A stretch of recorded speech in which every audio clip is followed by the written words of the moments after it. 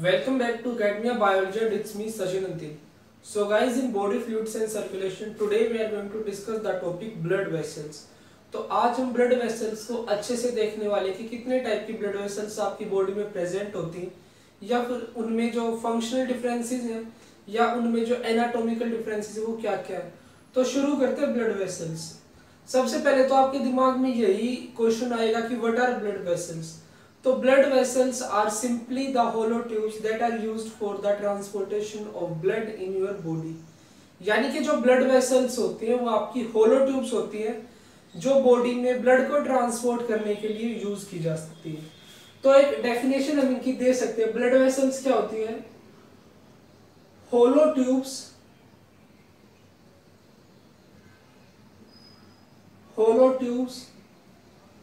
that transport blood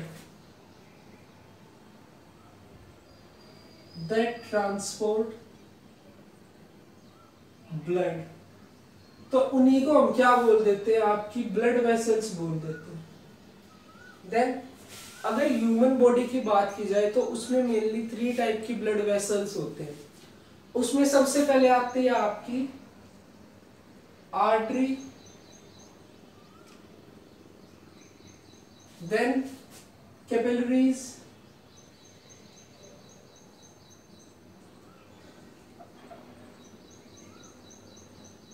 and the third one is veins। तो आपकी जो थर्ड होती है वो वेन्स होती है। यहां भी आर्टरीज ही कर लेते हैं। तो ये 3 टाइप की ब्लड वेसल्स होती है जो आपकी ह्यूमन बॉडी में मिलती है। देन फर्दर इन्हीं में कुछ थोड़ी बहुत मॉडिफिकेशंस होके या फिर इनके साइज में चेंज होके और भी ब्लड वेसल्स फॉर्म होते हैं, वो मैं आपको बताने वाला हूँ। तो सबसे पहले देखते हैं। देखो, जो आपकी आर्टरीज होती है इसका मेन फंक्शन क्या होता है? Carry blood from heart to body. जो आपकी आर्टरीज होती है ये आपके हार्ट से ब्लड कैरी करती है and transport it to the body, और उसको बॉडी के पार्ट्स तक ट्रांसपोर्ट करती है। तो ये तो हो गया आपका आर्टरीज का function. Then second, veins, they transport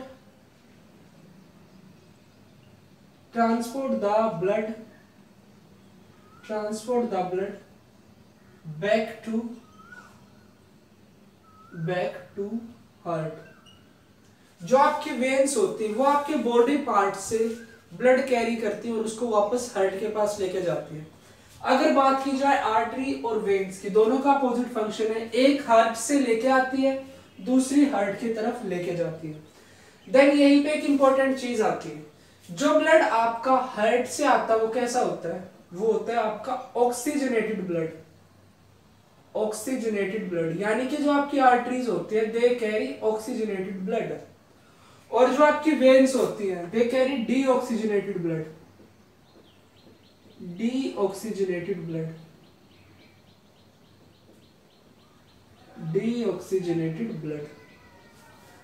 तो देखो, अब देखते हैं।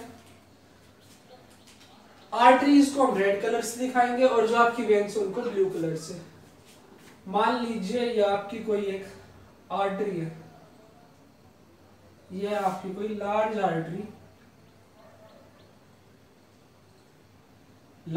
आर्टरी। तो ये आर्टरी थोड़ा सा आगे चल के डिवाइड हो जाती है एंड ये डिवाइड करके जो ये स्ट्रक्चर फॉर्म करती है उसको हम बोलते हैं आर्टेरियोल्स।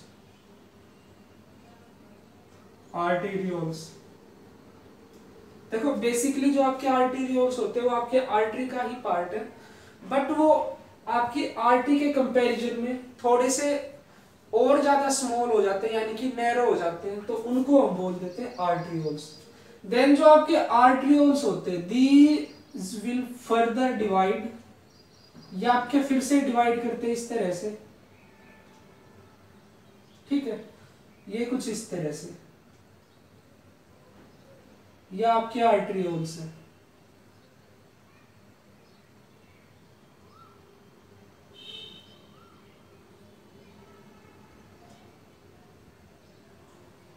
ठीक है। तो जो आर्टरियोल्स आगे चल के जो फर्दर डिवाइड हो रहे हैं उनको हम बोलते हैं कैपिलरीज।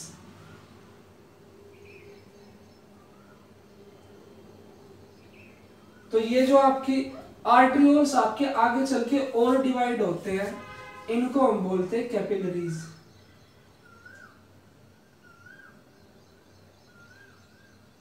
ठीक है। तो उसी तरह से आपकी यहां पे वेन्स की भी कैपिलरीज होती हैं, जस्ट लाइक द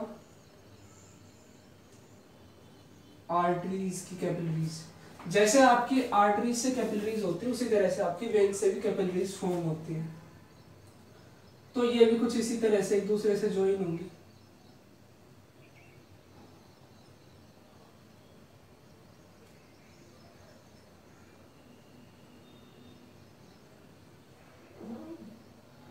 यार थोड़ा सा ये स्ट्रक्चर आपको कुछ ऐसा सा ही बन रहा है, कुछ ज्यादा खास नहीं बन पाया, बट समझने के लिए आपका काफी है।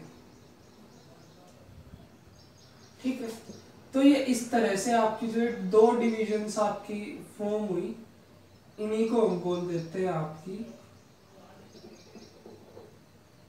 वेन्यूल्स। देखो सबसे पहले क्या हुआ, जो आपकी लार्ज आर्टरी थी, large artery divide two form arterioles, then the arterioles will further divide to form minute capillaries that we called as capillaries। और ज्यादा जो thin tubes जो आपके arterioles फॉर्म करते हैं उनको हम capillaries बोल देते हैं। then क्या होता है, देखो इनके बीच में ना कुछ इस तरह से कनेक्शन भी होते हैं, यू कुछ ऐसे काफी ये मतलब नेटवर्क लाइक स्ट्रक्चर यहाँ पे फॉर्म होता है।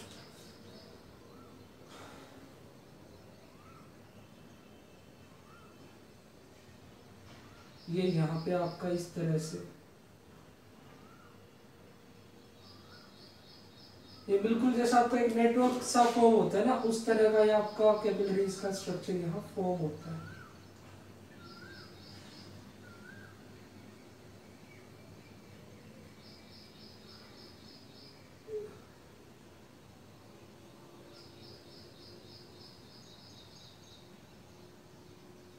तो ये देखो ये आपकी यहाँ फॉर्म होगी कैपिलरीज। देन क्या हुआ, जो कैपिलरीज थी, capillaries unite to form venules. Capillaries ने यूनाइट करके क्या फॉर्म किया, अपने से थोड़ा सा बड़ा स्ट्रक्चर जिसको हम बोलते हैं वेन्यूल्स। तो ये हो गए आपके venules. Then the venules will further unite to form large veins, और इन्होंने फॉर्म किया आपकी लार्ज वेन्स। ये फॉर्म हो गई आपकी लार्ज वेन्स। ठीक है। तो इस तरह से मान लीजिए कोई large artery that is carrying the oxygenated blood from the heart, it will divide to form arterioles, then arterioles will further divide to form capillaries। ठीक है। then capillaries will unite to form venules, and the venules will unite to form large veins, and the large veins are carrying the deoxygenated blood for transport back to the heart। और जो आपके veins होते हैं वापस deoxygenated blood को आपके heart तक पहुंचाते हैं। तो इतना तो आपको ये समझ में आ गया होगा कि जो आपकी वेन्स और जो आपकी आर्टरीज उनका फंक्शन क्या है। फिर यहाँ पे आती है आपकी बात कैपिलरीज की। जो आपकी कैपिलरीज है इनका क्या फंक्शन है, देखो जैसा कि स्ट्रक्चर में दिख रहा है, आर्टरीज और वेन के मुकाबले में जो आपकी कैपिलरीज है वो काफी थिन है। ये कैसी है, thin and delicate structures, thin and delicate structure, ये काफी थिन है। तो ये किस चीज को सपोर्ट करेंगे, जो कैपिलरीज है, सपोर्ट एक्सचेंज ऑफ मटेरियल। ये आपका मटेरियल का एक्सचेंज सपोर्ट करेंगी बिकॉज ये काफी थिन होती है। तो उस मटेरियल में आपका किस किस चीज का एक्सचेंज आता है, the exchange could be of nutrients, वो आपका न्यूट्रिएंट्स का एक्सचेंज हो सकता है, या फिर आपका गैसियस हो सकता है एक्सचेंज, या फिर थोड़ा बहुत कुछ हद तक जो आपका वेस्ट प्रोडक्ट का भी हो सकता है। तो जो आपकी कैपिलरीज होती है उनका ये मेन फंक्शन होता है, एक्सचेंज का वो काम बेसिकली करती हैं या फिर करवाने में हेल्प करती है due to their thin and delicate structures, काफी थिन ये होती है, जो इनकी मेम्ब्रेन्स होती है वो भी थिन होती है। और जो एक्सचेंज होता है किसके बीच में होता है, बिटवीन ब्लड एंड टिश्यूज। ये आपका एक्सचेंज होता है वो आपका ब्लड और आपके टिश्यूज के बीच में होता है, ठीक है। देन जो आपकी आर्टरी और जो आपकी वेन्स है उनका हम एक बार स्ट्रक्चर देखते हैं। देखो आर्टरी का आपका स्ट्रक्चर कुछ इस तरह से होता है, ये कुछ ऐसा।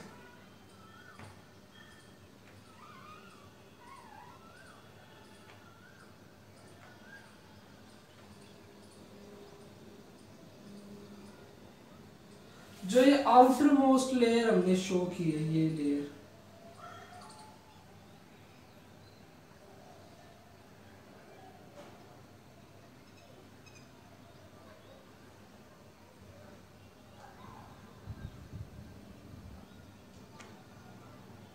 जो आपकी आउटर मोस्ट लेयर है ये है आपकी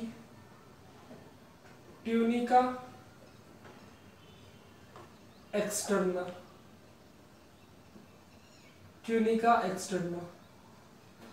And this tunica externa is made up of loose connective tissues। ये आपके लूज कनेक्टिव टिश्यूज से बने होते हैं, जिसमें आपके होते हैं collagen fibres, elastin fibres and longitudinal muscles।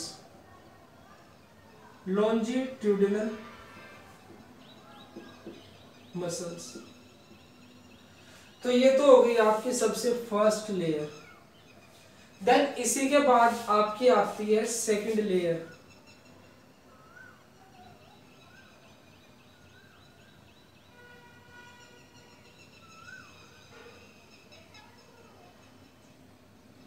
ये है आपकी सेकंड लेयर।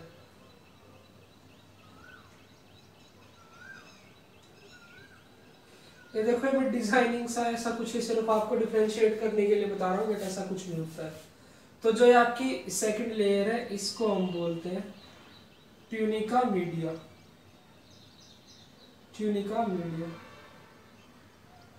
ये कैसी लेयर होती है, एक टफ लेयर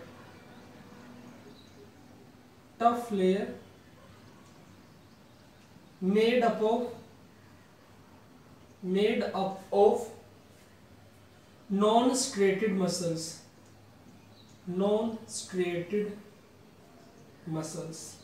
ये आपकी नॉन स्ट्रेटेड मसल्स से बनती है, जो कि आपकी सेकंड लेयर। देन उसके बाद आती है आपकी थर्ड लेयर।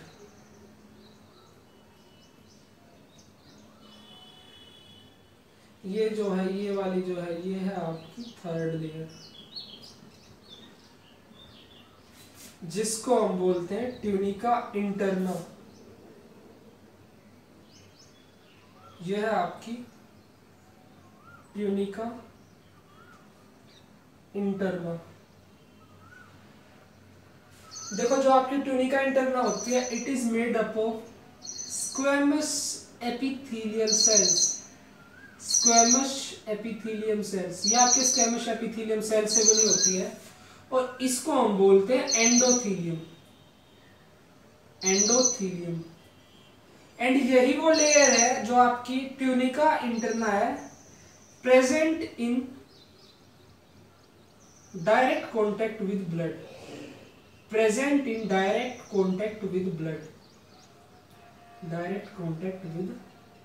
ब्लड। तो जो आपकी ट्यूनिका इंटरना ही होती है, वही जो आपकी लेयर है वो आपके ब्लड के साथ में डायरेक्ट कांटेक्ट में प्रेजेंट होती है। तो ये आपकी 3 लेयर्स होती हैं आपकी आर्टरीज में। और जो फिर ये आपका सेंटर में जो स्पेस बच गया है, ये वाला जो इस पार्ट है, दिस इज ल्यूमेन, इसको हम बोलते हैं ल्यूमेन। ये हो गया आपका ल्यूमेन। फिर देखते हैं आपकी वेन्स का स्ट्रक्चर। इसी तरह से जो आपकी वेन्स होती है,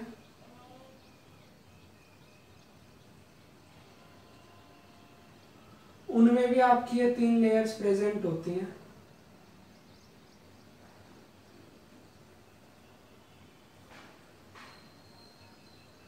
जो आपकी सबसे एक्सटर्नल लेयर है,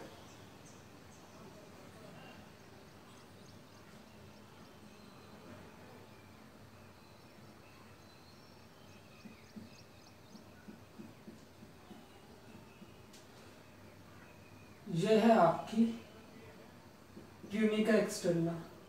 ट्यूनिका एक्सटर्ना ये भी आपकी आर्टरीज वाली लेयर की तरह सेम होती है।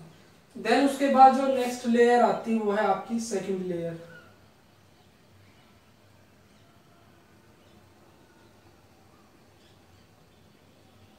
ये है आपकी सेकंड लेयर।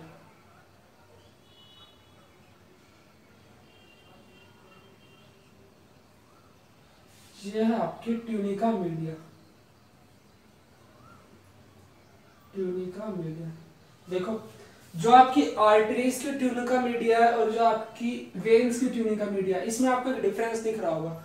आर्टरीज वाली ट्यूनिका मीडिया ज्यादा थिक होती है in comparison to the veins वाली ट्यूनिका मीडिया।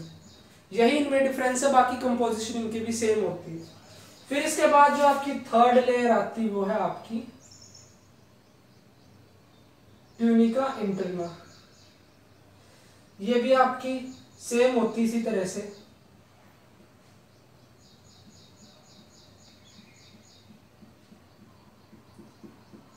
तो जो आपकी ट्यूनिका इंटरना है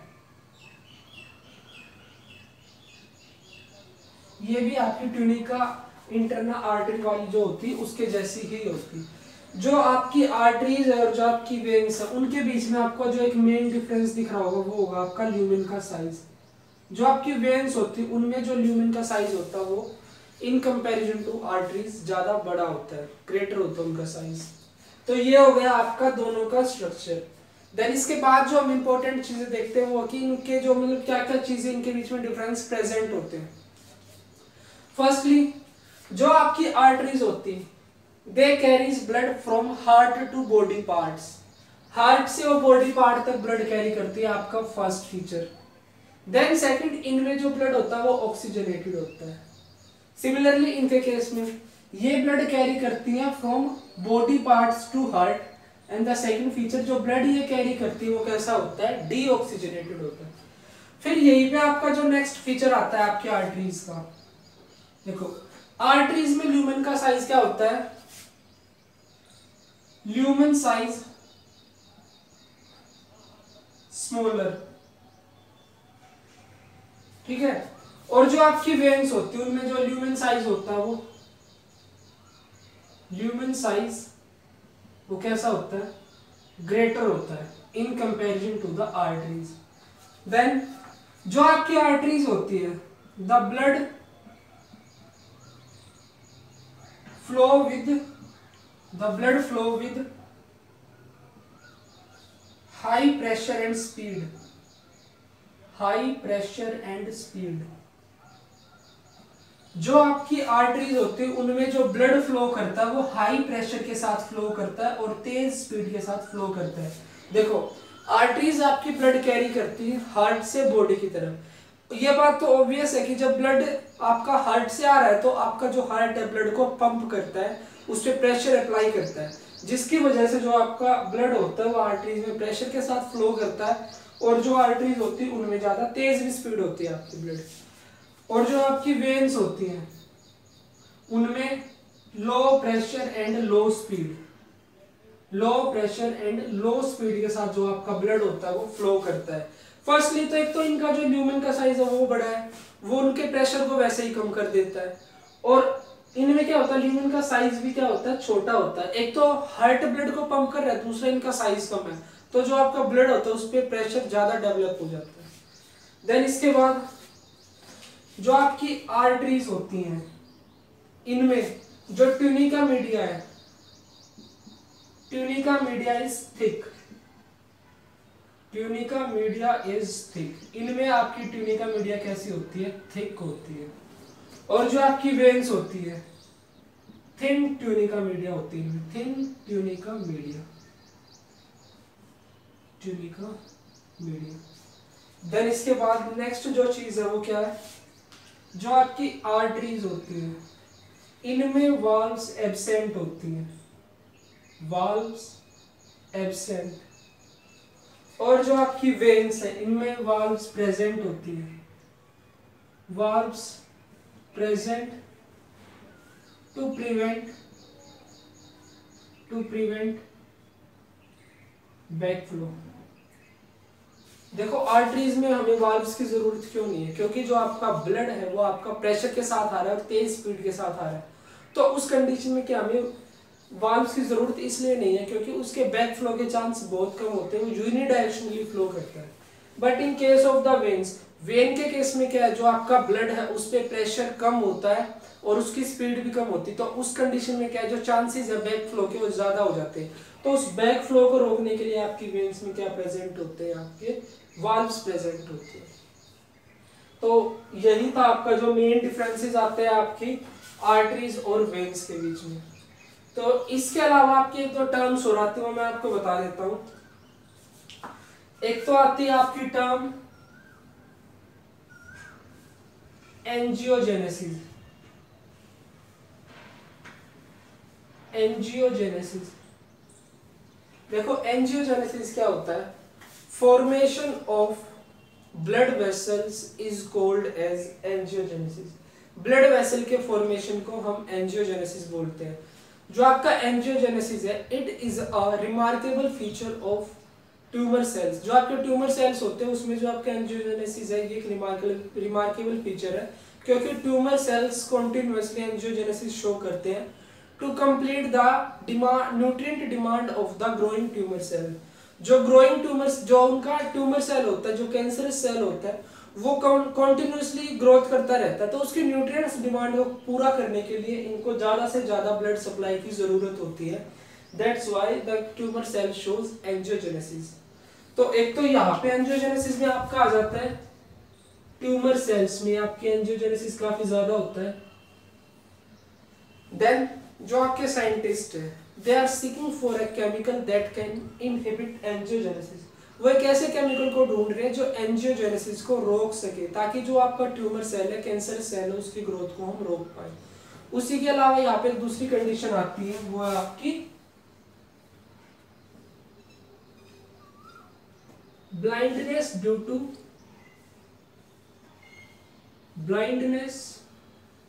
टू डायबिटिक रेटिनोपैथी।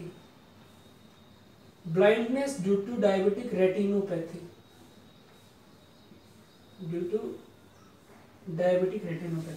देखो रेटिनोपैथी का सिंपली मतलब होता है any type of damage to retina. Any damage to retina, उसको हम बोल देते हैं retinopathy. Any damage to retina, उसको हम रेटिनोपैथी बोलते हैं।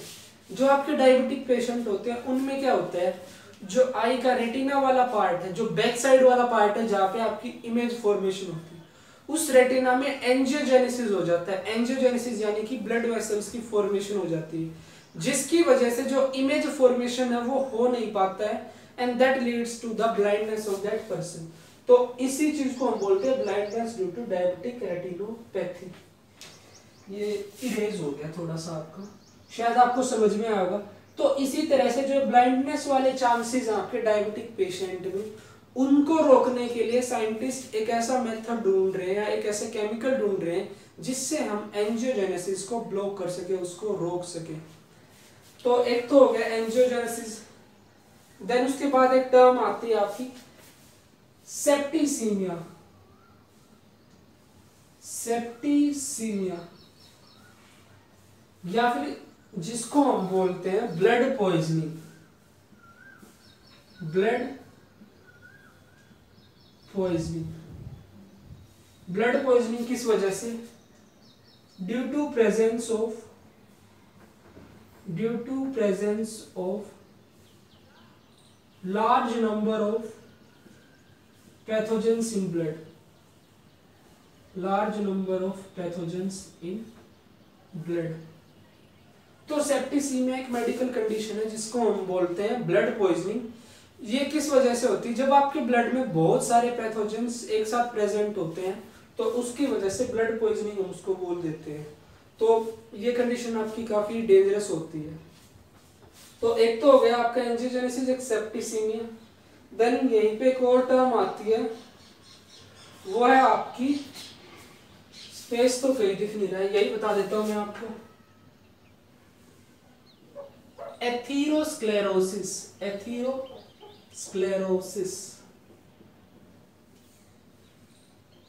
देखो ये वाली जो टर्म्स है, जो मैं आपको कंडीशंस बता रहा हूँ, ये आपके इस टॉपिक से इसलिए रिलेटेड है क्योंकि ये आपके या तो ब्लड से रिलेटेड है या फिर जो आपकी ब्लड वेसल्स है उनसे रिलेटेड है। कई बार इनसे रिलेटेड क्वेश्चंस आपसे पूछ लिए जाते हैं। तो एथीरोस्क्लेरोसिस क्या होता है? Narrowing of blood vessels, narrowing of blood vessels due to deposition of plaque on the walls of blood vessels. जो आपकी ब्लड वेसल्स होती है उनकी नैरोइंग हो जाती है due to deposition of plaque. ये जो प्लेक होता है किस चीज से, प्लेक जो आपका होता है किस चीज से फॉर्म होता है? This is form from fats and cholesterols. ये आपके फैट्स और कोलेस्ट्रॉल से फॉर्म होता है। तो उसकी वजह से देखो क्या होता है, मान लीजिए ये आपकी कोई ब्लड वेसल है, नॉर्मली इसका साइज इतना है, बट इसमें क्या होगा, इस तरह से डिपोजिशन फॉर्म हो जाएंगे और जो इसका साइज है वो ये बहुत कम रह जाएगा। तो इसी को हम बोलते हैं एथीरोस्क्लेरोसिस। तो आपका एंजियोजेनेसिस हो गया, सेप्टिसीमिया हो गया, एथीरोस्क्लेरोसिस हो गया। So guys, with this we have completed with our